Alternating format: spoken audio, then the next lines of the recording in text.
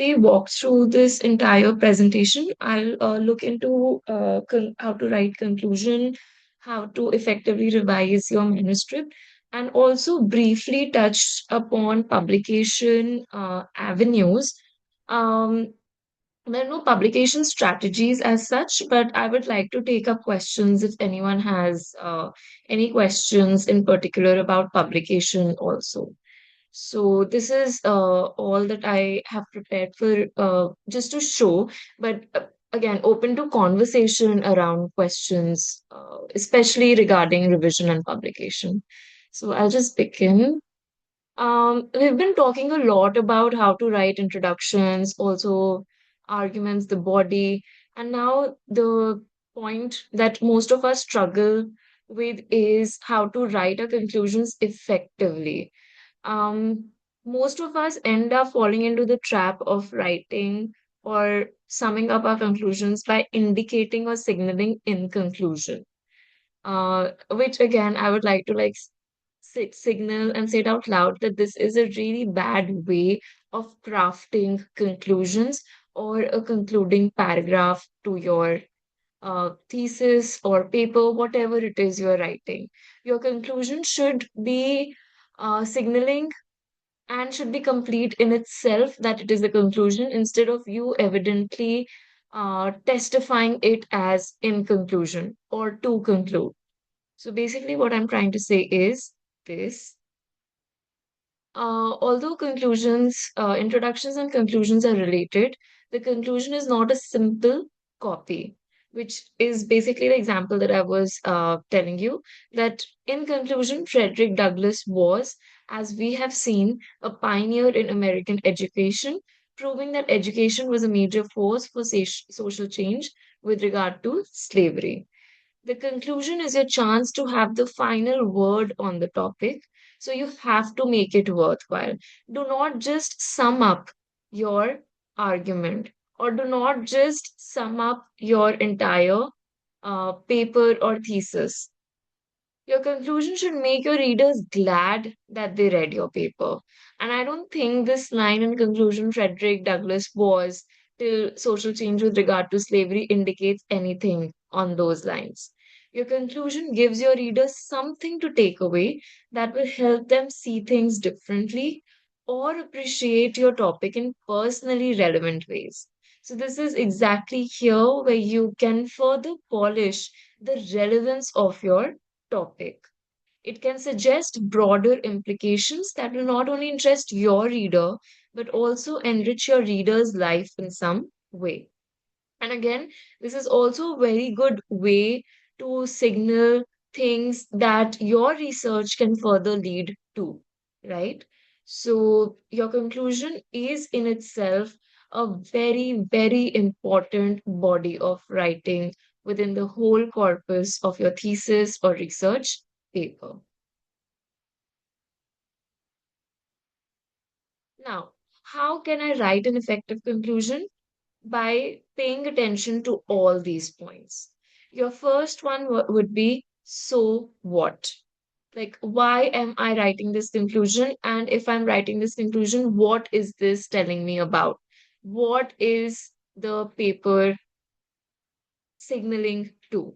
So, what is it that I have learned? So, what is it that this will lead me to? So, this is the part of your this basically is the part of the question that your conclusion should be answering. So, what? Or what is to be done? In your conclusion, you return to the theme or themes in that introduction. And this is something that I also tell my students that if I were to read the introduction and the conclusion together, in the sense that I remove the entire body of my research and I just have the introduction followed simultaneously by the conclusion without anything in between. And if it makes sense to me or if it reads cohesively, then you have managed to write a good conclusion. So, in a way, your conclusion should lead into the introduction, and your introduction should feed into the conclusion. So, this is one very important self check strategy that you can adopt to see if you're writing your conclusion well. Now you have to synthesize and not summarize. Again, very, very important. Most of us end up making our essays or our thesis the conclusion of the same as a summary. That is not what has to be done. You have to synthesize, bring together all the arguments, counter arguments, your takeaway, tie them to the introduction, and that will give you the conclusion. Include a provocative insight or quotation from the research or reading you did for your paper. Again, very, very important. Propose a course of action, a solution to an issue or question for further study. Again, answering to what I had initially pitched to you, what is to be done? That is the question that your conclusion should be able to answer. And you point to broader implications, the broader implications of your study and the relevance of the same. Now, you have to avoid these two types of conclusion. One is the Sherlock Holmes conclusion. By Sherlock Holmes conclusion, I mean to say that you introduce something absolutely new towards or in your conclusion. Do not do that. Because now, if you introduce something else in your conclusion, it further mystifies your entire research project and it does disservice to your writing. Whatever it is that you have to introduce, introduce it in the introduction. Introduce it through arguments. Do not introduce anything new towards the end in your conclusion. Okay, so this is what I'm talking about or calling the Sherlock Holmes conclusion. The other is the America, the beautiful, I am woman, we shall overcome conclusion. Basically, you make it very emotional. No, your conclusion, just like your style of writing, has to be analytical. It doesn't have to carry any emotional weight.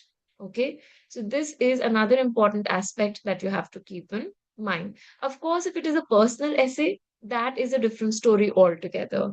But because we are talking about academic writing, do not fall into the trap of making your conclusion emotional. Stick to the style of academic writing, which is analytical. Now, for example, this is a bad example that I have to show you.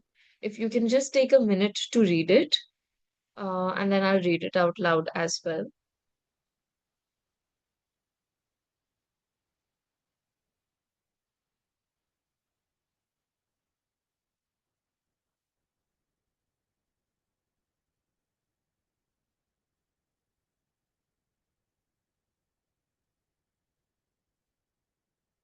So basically, the use of technology in the classroom has the potential to greatly enhance the learning experience for students, though care should be taken to ensure that essential classroom interaction is not lost.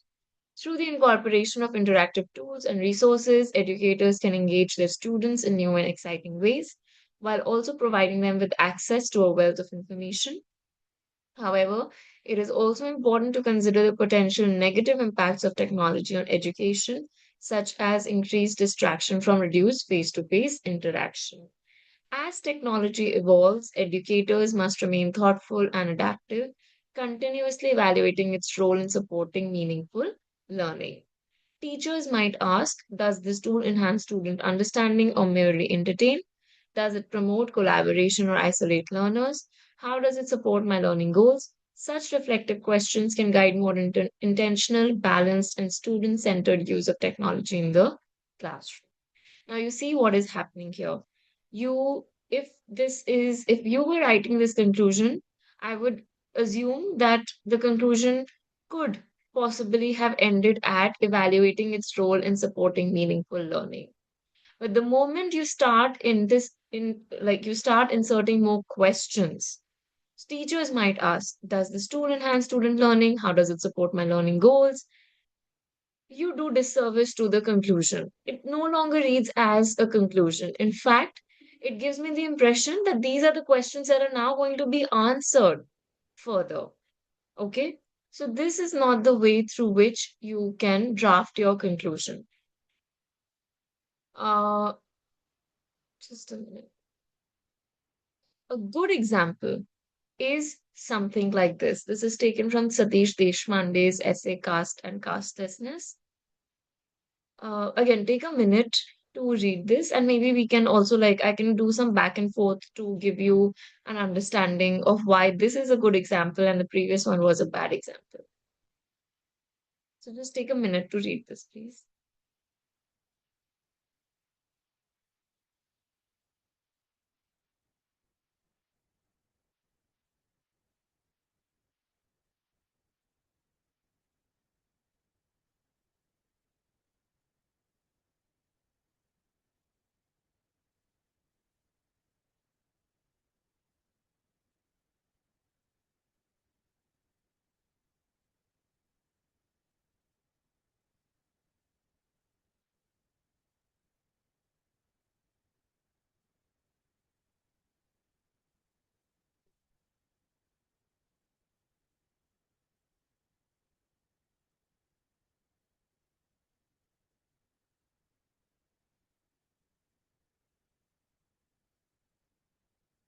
Okay, so this is a good time then to be working towards a biography of the general category.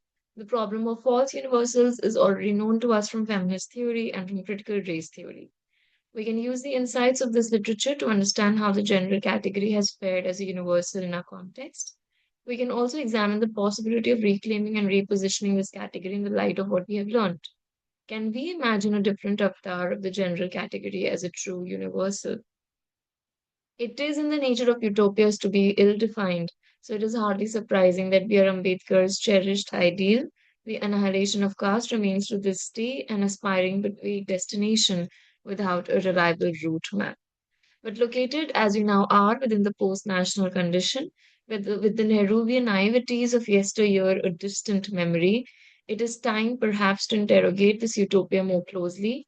To understand the productive side of caste, we need not one but many detailed biographies of the general category. In the last analysis, then, the call to interrogate the upper caste self is not about the end of illusion, as it might first seem, but about the revitalization of what is perhaps our most intimate as well as our most elusive utopia. Now you can see what is happening here. Any question posed has been posed in the paragraph preceding the conclusion. And the conclusion in itself, without us reading the paper, tells us or gives us an idea what the paper is about. And it also tells us that, okay, what should or what is to be done. The call to interrogate the upper caste self is not about the end of illusion as it might first seem, but about the revitalization of what is perhaps our most intimate as well as our most elusive utopia. So you can see how to the point and how very precise, clear, and concise this conclusion is. And whatever questions there are, they have been posited in the preceding paragraph. As opposed to this bad example, where where this writer has actually given a host of questions and then left it in a hurry. Such reflective questions can guide more intentional, balanced, and student centered use of technology in the classroom. Then now I'm under the impression, okay, what was this paper about then? If you are telling me that these are reflective questions which have to be more balanced or intentional, right? So this conclusion defeats its own purpose as opposed to this. So this is how you may draft your conclusions. Now, coming to the other important aspect, once you have your conclusion, once you have your paper, once you have your thesis ready, how do you edit and proofread it? So, there is a distinction between the two processes, editing and proofreading. Proofreading usually happens towards the end, it is the final step. Editing happens as and when you are done with, like, say, a chapter or with a paragraph, whatever it is. Okay, so I would think of editing my piece simultaneously as I am writing. Proofreading is when I am thorough and through with all that I have written, and perhaps one round of edits or two round of edits. So by definition, editing is what you begin doing as soon as you finish your first draft. You reread your draft to see, for example, whether the paper is well organized, the transitions between paragraphs are smooth, and your evidence really backs up your argument. This is what editing entails. Proofreading is usually the final step of the revision process and is done after editing has been completed. Proofreading takes into consideration correcting spelling, punctuation, capitalization, subject verb agreement, grammar, etc. So, come to think of it, your editing relates most to your structure of writing, okay, the coherency. And proofreading is when you look at it through a more grammatical lens, okay. Now, stages of editing, which in turn take also spill into proofreading. So your macro edits would be you redefine, reconceptualize, repeat keywords in the sense you check for this. Micro edits would be where you check for voice, vocabulary, verbs, sentence types, and other language moves. And then finally, your hygiene check would be standardization through proofreading, spell check, grammar, and of course, citations. So you move from macro to proofreading. Okay, you move from the structural to more grammar based editing and proofreading. Now, comprehensive checklist, which is basically you start big and end small. Now, this is the way through which you can start editing and these are the questions that you can ask when you are editing. Did you answer the prompt adequately? Accurate and consistent claims, adequate evidence, any stragglers? Does the structure make sense? Are your central and subclaims related, findable? Does it lead to the conclusion logically? Clear transitions? Are your paragraphs of a roughly consistent length? How do your paragraphs fit into your subheadings, if any? Clarity. Assumptions in your paper. Adequate explanations for your vocabulary, appropriate tone or abrupt shifts, transitions and signposting, citations, clunky sentences, unnecessary words, right? So, like, for example, if you're using very big, perhaps you can simply use large instead of very big, okay? So, these are the ways through which you can remove unnecessary words and also look at clunky sentences. But this checklist is really my go-to because these really help me in all kinds of writing, be it writing for blogs or be it writing for academic journals. I would suggest that you make a note of this checklist for any kind of writing that you are doing and answer like edit your piece by answering these questions in this order specifically. Now, another way is reverse outlining. This is how you can also effectively edit your piece by reverse outlining. I think some of you might be familiar with this process. Even if not, I'll just walk you through this. You read your draft once, then you make notes of the key themes emerging as a whole and the controlling idea of each paragraph. Note jumps in logic, if any. Note if there are too many ideas sandwiched together in a single paragraph, and note if related information occurs very far away from each other, and note the kinds of transitions that you use. Okay, once you have noted all this down, based on these observations and notes, rearrange your paragraphs to redefine the logic of the flow. And this is something that you can very effectively do right when you are editing in the first round. Okay, so maybe you write your draft and then you start reverse outlining to rearrange your paper. Now, This brings us to another important aspect, which is publishing. It is very, very important for us as scholars to present our work and also publish our work, right? Now, why this need? Of course, because we have to share our work with wider audiences, but most importantly, to receive feedback and build scholarly community. Because academic work can never happen in isolation, or in fact, any kind of writing. You are writing for the public. You're writing for keeping an audience in mind. And it's very important to receive feedback. So don't shy away from receiving feedback as well. You might also want to strengthen your academic and professional profile. And publishing and presenting also allows you to improve your writing, argumentation, and communication skills. Now, where to find publishing avenues or how to find publishing avenues. My favorite one is UPenn, but of course, UPenn is also very, very social sciences and humanities based, and also really focuses heavily on literary studies. But SAS CFP data, the UPenn one is a good one if you're a literary studies scholar or a social sciences and humanities scholar. Then you have HNet. HNet takes care of all disciplines. And then you have something called Humanities Commons Core. That is also one place through which you can find CFPs. Twitter hashtags. Twitter is the place to be if you're also looking to connect with scholars across national, international, and there's a good, strong academic presence on academic Twitter, right? So if you're on Twitter or on Blue Sky, you can use these hashtags to find your community. In fact, even on Instagram.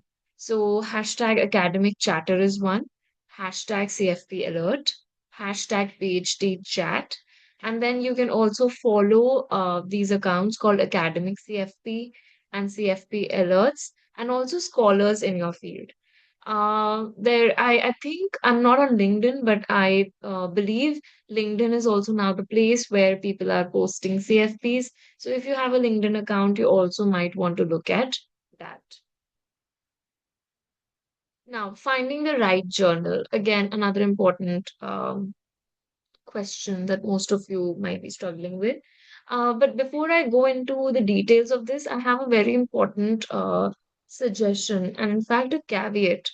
Do not pay journals to publish your article. Okay, these are mostly predatory journals.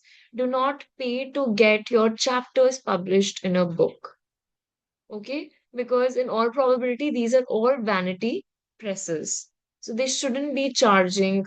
No journal, no academic journal, no genuine or authentic academic journal would ask for payment to be to get research published. Of course, if it is going to make it open access, I think then there is a question or something about paying. But all in all, if you are paying any journal or any publishing house to get your work published, that is a red flag and that should seriously be avoided because, in all probability, this is a predatory publishing house.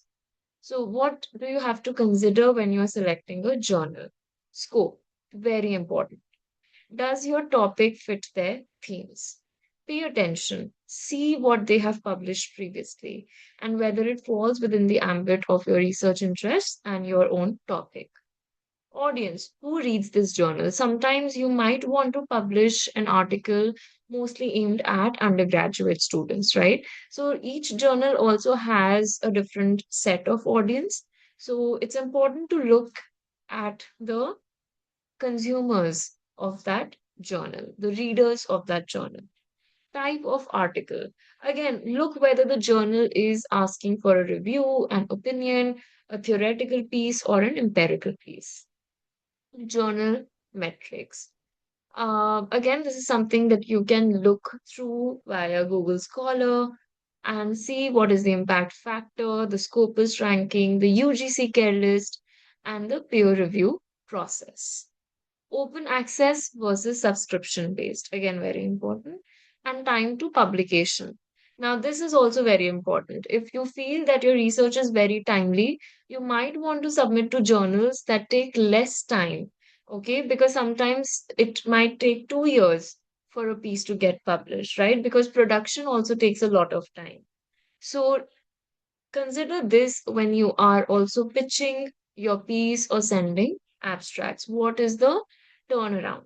If your research will get, if you feel that your research will get redundant in another 2 years or 3 years, in the sense that it might not immediately speak to the readers, then see which other journal best fits that time frame. And of course, the tip would is that whatever journal it is, read a few articles from that journal. That will give you a sense of the quality, and that will also give you a sense whether this journal speaks to your research or not. Okay, with this, I will stop and I'll start taking questions.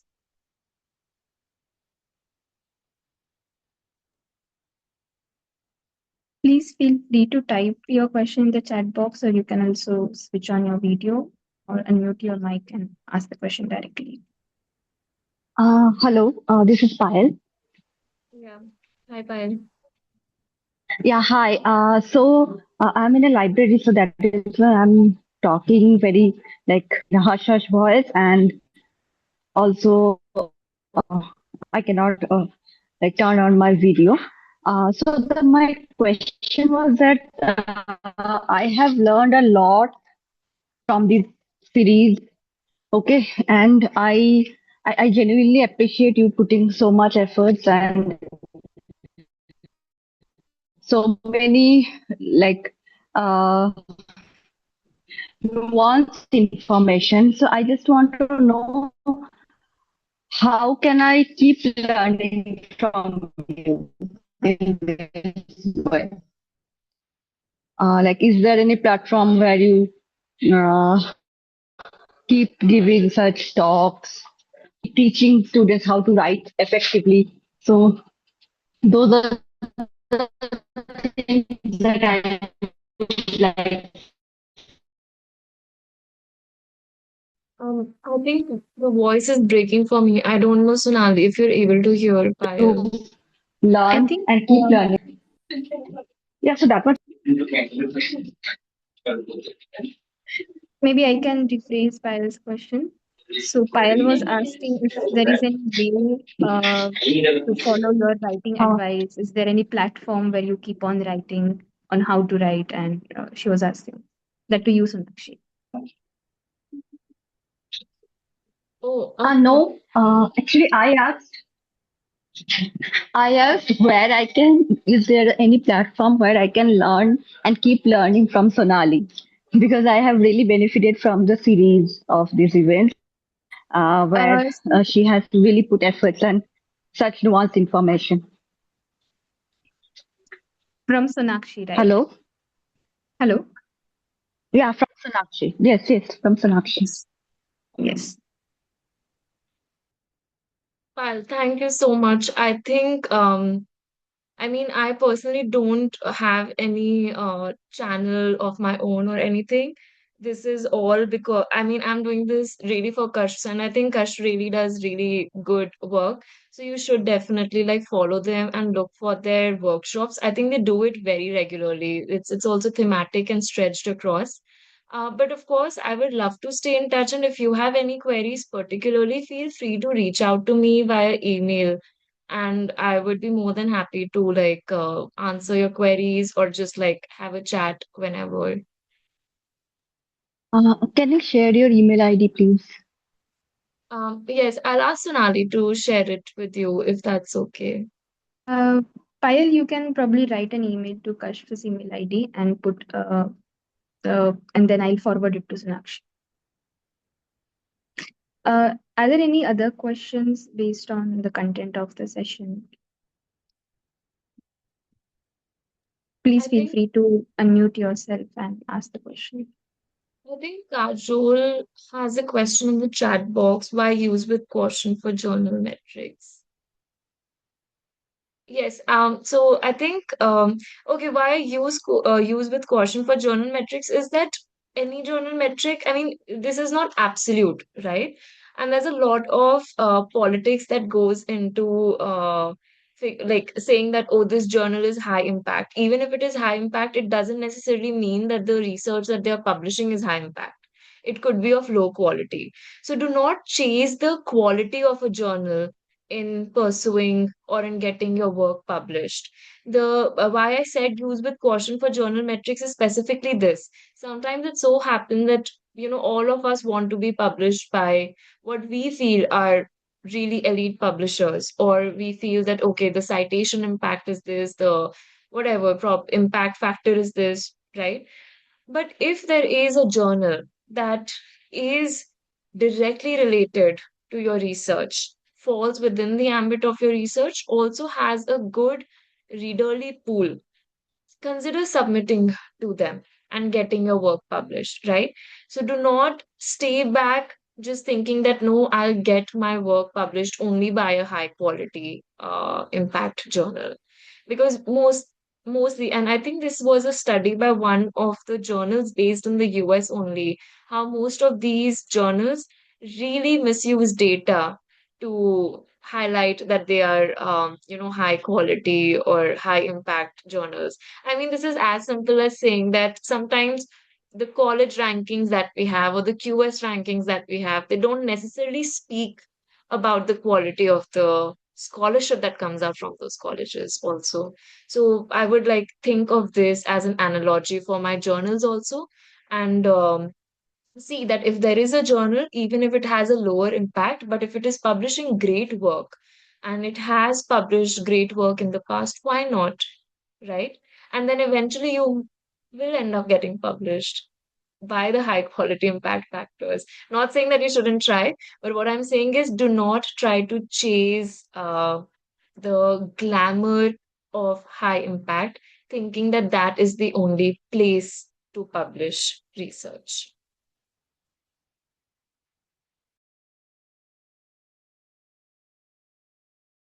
There's another question in the chat box. I will read it out for everyone.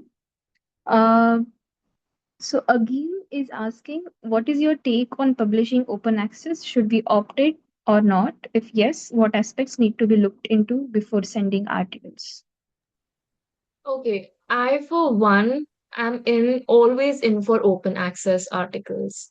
I mean, I truly believe that knowledge should be accessible to all, and open access should be like the uh, place. I mean, if our journals are open access, that's where I mean I prioritize those kind of journals, especially college journals are one. So University of Glasgow has eSharp journal.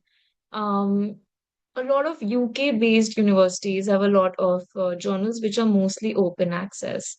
What I would, however, consider before getting my piece published in an open access is ensure that I have the copyright, right? So, of course, I'll be like, if my article has to be uh, republished in a different place or it has to be anthologized or whatever it is, I have the right to it, right? The journal doesn't have the right. Of course, I can give credits that this piece got published there first, but I would ensure that if I'm publishing my piece in an open access space, I still remain the person with the sole right to my piece. So that is the only thing I would consider at the moment. Like, this is what I would prioritize. But if anyone has any other opinion to weigh in, feel free. But I personally believe that this is what I would like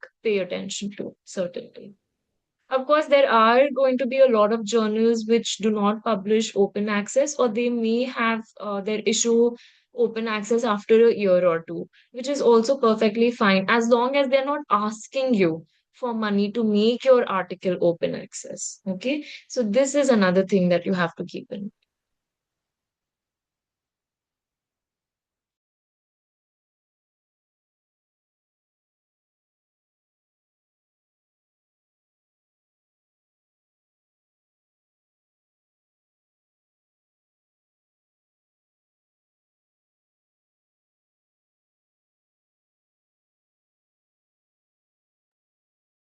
We can take a few more questions.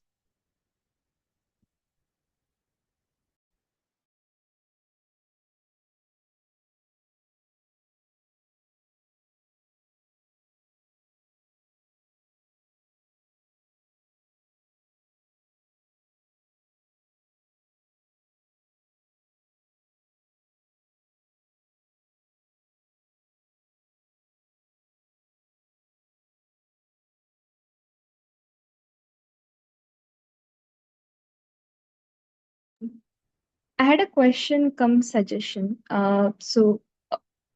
Probably more of a question. So, should new early career researchers or PhD students or even master's students should they also consider publishing in regional languages uh, along with publishing in English? This is a very good question, and I would say yes. I would say yes. Provided, like, say, if you're not a translator, but if you have someone who could also probably translate your piece, why not? I mean, the idea when I say that knowledge should be open access, I also mean that it should be available in as many languages as possible. I'm pretty sure that there is a Hindi scholar somewhere who perhaps has read Kafka in Hindi and has written a lot about it, but that hasn't come to me in English. So I really believe that if you have the bandwidth and if you have the time, try publishing your pieces, or if you could translate from your own, like say from English into another regional language, which you feel could benefit, like it would benefit greatly. Why not? I mean, I would, for example, maybe consider publishing essays on Urdu and Hindi literature into Hindi, because I feel that, maybe Hindi scholars who don't have access to that kind of academic jargon in English could benefit if they were to like read it once translated into Hindi. So definitely. So making it as yeah, as open access in terms of like journal publishing and languages, definitely. Thank you, Sonakshi. I think we have another question from the participants.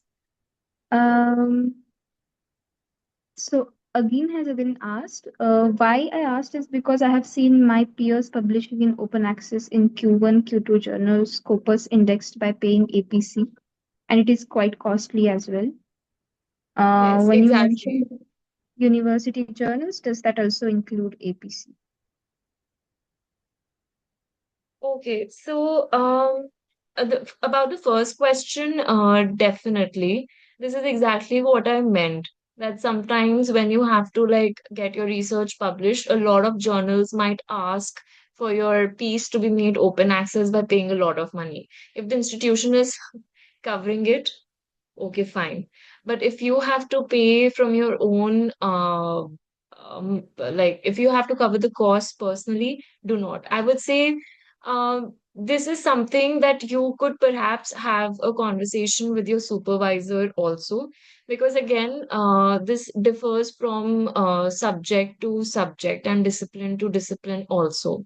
So if you feel that this is something which is relevant, but that this might be a roadblock, consider talking to your supervisor and see where this might lead to. So, I mean, this is what I would consider if that has kind of answered your.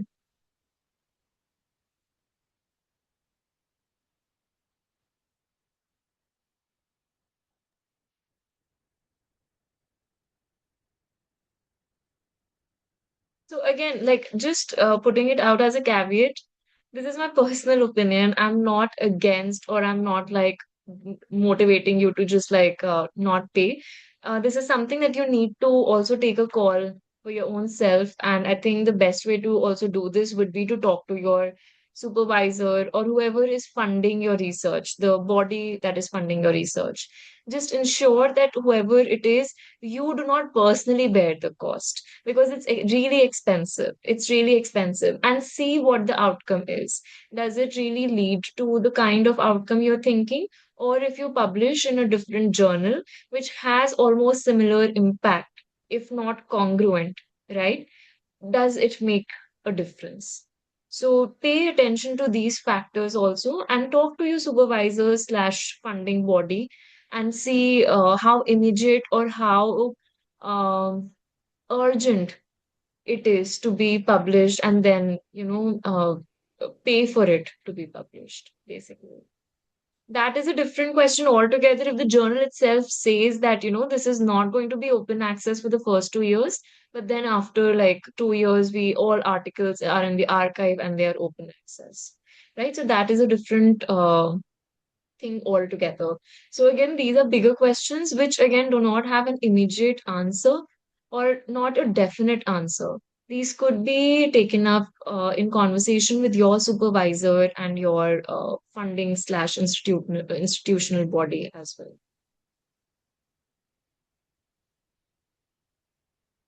Probably I can ask a related question when it comes to paying for publishing. How do we and how do we distinguish journals which are credible from journals which are predatory?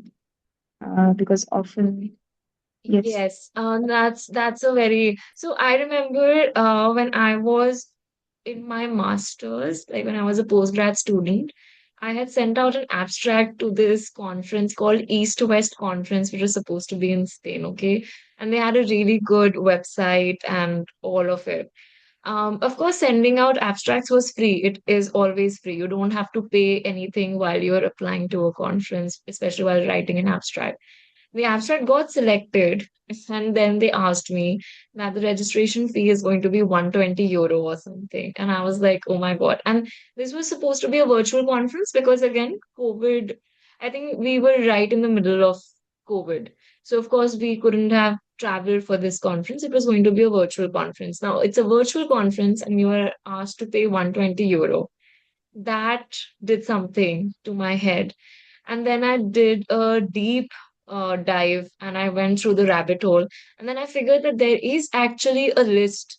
It goes something by, I'm forgetting the name, but it is something Turner Bell's list of predatory journals and conferences or something like that. I'll share that resource with you so that it can be circulated across, which actually lists down all the vanity presses and all the conferences which are predatory.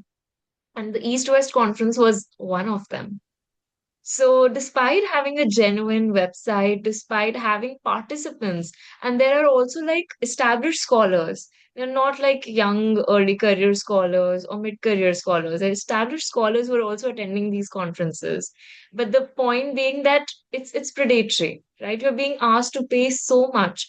And then they also ask us to pay to get our abstracts and parts of paper published as conference proceedings, which again is a scam.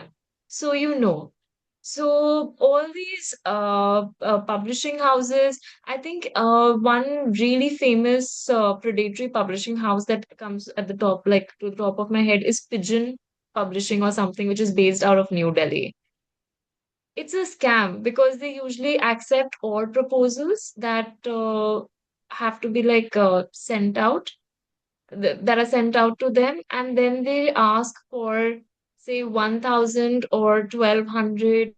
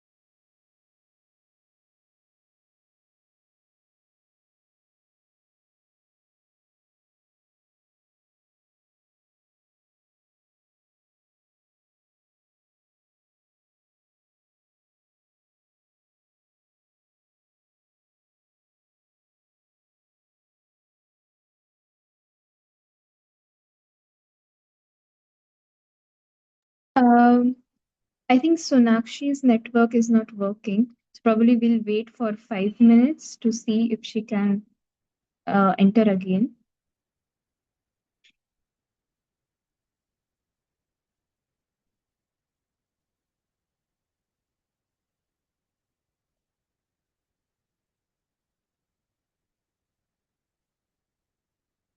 Please bear with us for some time.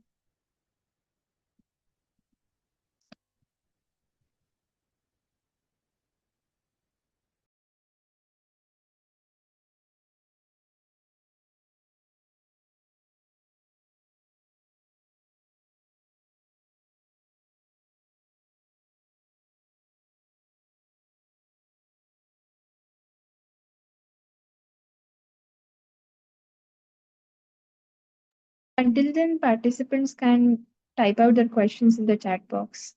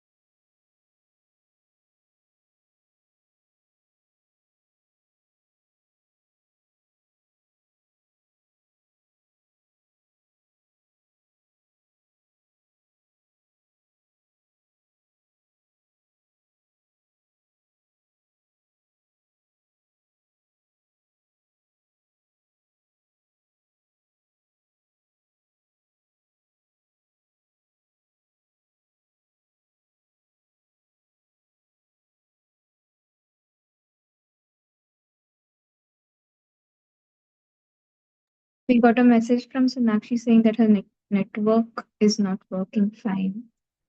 We'll wait still for 5 minutes more. Until then, please feel free to ask any questions if you have. This will be our last session. Okay, Sonakshi is there. Actually, the questions have to be about this session, or we can ask questions about previous sessions too. I think Sonakshi is there. I'm so sorry. No, it's totally fine. We can understand, Sonakshi. Yeah. Okay. I'm sorry. I don't know what was the last thing you could hear from my end because I continued speaking and it was only later I realized that my internet has failed. No, I think you completed your answer to the previous question. We were just waiting for a few more questions from the participants, and I think Payal has one more question. So we can take one question and then we can conclude the session. Is that okay? Yes. Payal, please go ahead and ask your question. Okay, Sonali ma'am, I have a question from previous session, specifically on how to make your argument very strong. So my question is that right now I'm also writing a paper, and what I have done that so far is that in the after the section that comes after my introduction, in that section I tried to build the theoretical argument and what novelty I am trying to bring in that theoretical argument. So I have tried to establish that. Throughout the session, and then after that I tried to bring in the text and the textual analysis. Now I want to know that because I'm a literary scholar, because the paper will be veering around the literary analysis of the literary text. So do I need to do the textual analysis from the very beginning of the second section, like arguing as well as reading the textual evidences from the literary text, or or am I going in the right direction that I will be establishing the theoretical argument and what my theoretical argument is and what my theoretical argument entails, and then I start with the textual analysis. So, what would be the thing that looks more appealing, that looks more like woven together? Okay, so I'm so sorry. I again missed a part of your question, but assuming what I heard, and I think I figured it out correctly because you kind of summed it up towards the end. Again, Pal, there's really no fixed mm, formula for this kind of writing, right? What I would suggest is that you start with your argument and bring textual analysis to strengthen your argument. So you can very well establish or start writing what you have to present as your argument. Okay. And then if there are debates that exist, these can form the counter argument, which can come later after you have completed your side of the analysis and argumentation. So you can say that, okay, some critics like, and maybe you can mention a few of them who may have something very different to propose. But since you have already established your argument and given enough textual evidences to build your claim, you can bring this towards the end and then not dismiss, but navigate that and say that why these counter arguments don't have a solid ground or a solid feet, because this is what you have already proven through your textual analysis.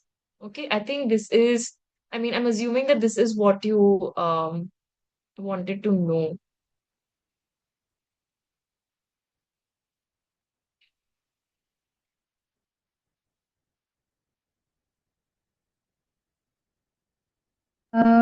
Yes, all the sessions we record and upload on our YouTube channel.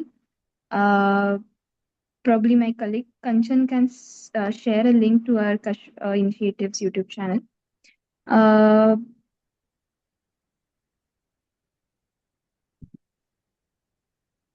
yes, thank you, Nabil, for sharing the tool for checking authentic conferences. There's also one that I'm pasting, but I'll anyway share it with Sonali. This was the one that Sure. was more specific, but I didn't know about the thing check attend. Thanks, Nabil, for that resource also. So this is the one that I was talking about, and I'll share this with Sonali with resources also, resources that will lead you to further proofreading and editing links as well that you may employ when you are getting like you're writing, probably sending it out to be published or as final submission, whatever it is. So those might also be useful. And also the list of predatory journals that you mentioned, Sonakshi, that will also be helpful. So we can Yeah, yeah, yeah. collect all the resources and then I'll forward those to the participants. Right, right. I'll do that. Yeah. Since this is the last session for the writing studio, we'll wait for 2 minutes if there is any question, and then we'll wrap it up. Um,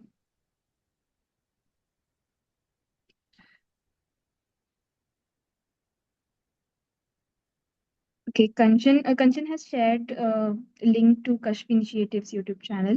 So all our sessions are recorded and uploaded on that channel. So those of you who have missed or have joined late can go back again and play the sessions at your convenience. Okay, with that, I think we'll conclude today's session as well as the whole writing studio session, the writing studio that Kash has been running for more than 4 weeks. And thank you so much, Sonakshi, for putting so many efforts and giving such detailed guidance on very minute things when it comes to writing, editing, publishing. So I think with our series, we covered all the stages of writing from starting from scratch, from coming up with the first draft to publishing. So I'll briefly, for those of you who might be joining us for the first time, I'll briefly sum up what we have covered so far. You can go back to our YouTube channel again and see those videos. So we started with how to write an abstract. Then we moved on to structure formation and writing the introduction. Then we moved to literature review, scholarly positioning, and synthesis. Then in our fourth session, we covered analysis and method, where Sonakshi talked about evidence-based argumentation. And in today's session, finally, we concluded our writing studio with talking on conclusion, revision, and publication strategy.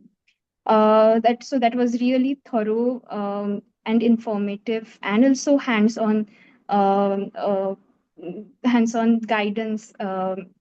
Thank you so much for these sessions, and thank you so much for also providing all these resources and being so prompt